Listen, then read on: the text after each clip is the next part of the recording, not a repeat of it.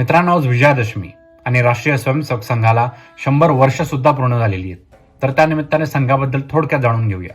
सावरकर म्हणतात की ज्यांची पितृभूमी आणि पुण्यभूमी भारतात ते सगळे हिंदू.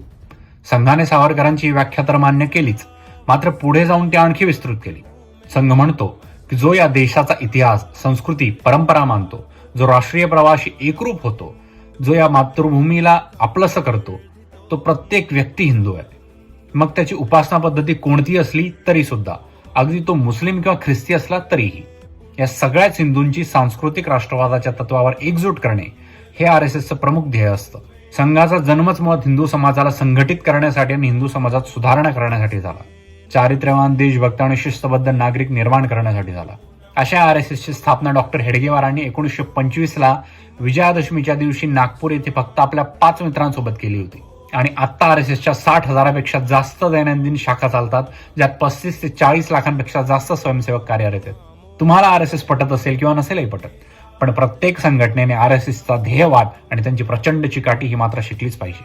तुम्हा सगळ्यांना विजयादशमीच्या हार्दिक शुभेच्छा. जय सियाराम.